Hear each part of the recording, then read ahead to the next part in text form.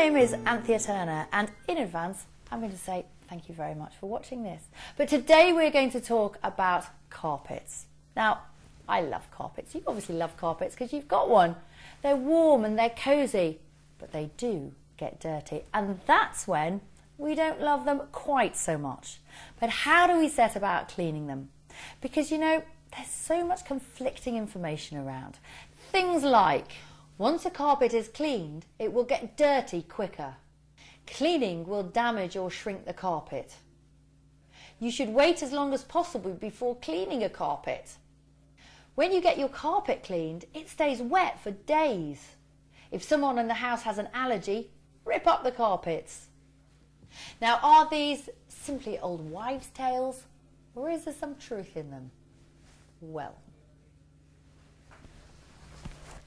so to find the answers to all those questions, and I'm sure many more, you need to speak to an expert. And I have found you an expert. This is Paul Pierce, and he is the Technical Director of the National Carpet Cleaners Association. Thank you very much for coming to my house. I feel quite privileged. What exactly does this involve? Well, the National Carpet Cleaners is the only independent carpet cleaning association in the UK. And to actually join our association, you have to go through a training programme.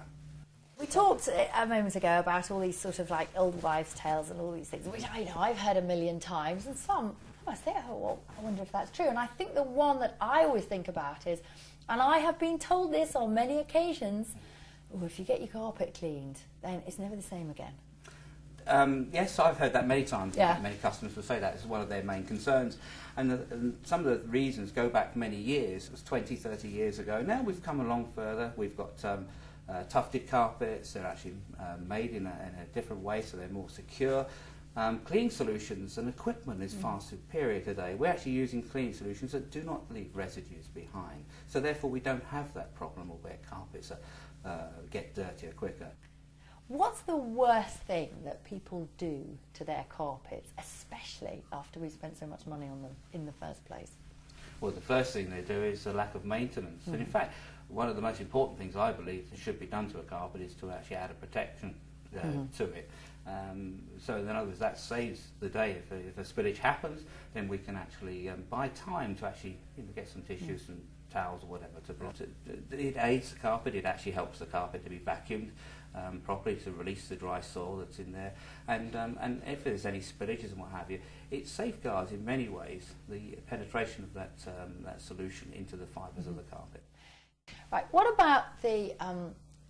We talked about it as being an old wives' tale, but it's one I must admit that I've always thought, well, maybe that could be true. If you've got an allergy, that you're more likely to exacerbate that if you've got lots of carpets around. Well, that is a wives' tale in my mind, because we actually spend a lot of time in our homes anyway. I mean, and probably the most time is spent, if we think about it, is our bedrooms, because we spend 6 to 8 hours if we're sleeping properly and what have you. So we're actually spending a sort of a quarter to a third of our life in those areas. And I've heard people say, well, rip up the carpets, get rid of them, have hard floors and what have you. Well, even hard floors collect dust and soil. And those soils become airborne on a hard floor very quickly when you walk across them, or even animals or what have you walk across them, they kick them back into the atmosphere. However, carpets are good for us because they actually hold those soils into the fibres of the carpet and allow us to vacuum them out or rinse them out and what have you safely, so they don't get airborne so quickly. What you've said actually is very logical, and I hadn't thought of it that way myself. I must admit, and having done so many programmes, Perfect Housewives, I am always amazed at the people who don't vacuum regularly under the bed. Absolutely. I can guarantee the amount of households that I have been into, and I go straight under the bed, pull things out. One lady said to me, can you believe it, 7 years she'd been in that house. She's never vacuumed under the bed. I can well believe it. And we see a lot of homes in that way as well. It's unbelievable. And of course that's where a lot of the soil is. Yes, it will stay there. Well, it's the dead skin, isn't it? It's the dead skin. We actually dust mites. Break skin all the time there. I mean, not every home has dust mites, but we could probably say 50% in the UK have dust mites, which is a considerable amount. Of course, it's not the dust mites, it's actually what they actually excrete, which actually causes a problem in the allergen. That gets airborne very quickly.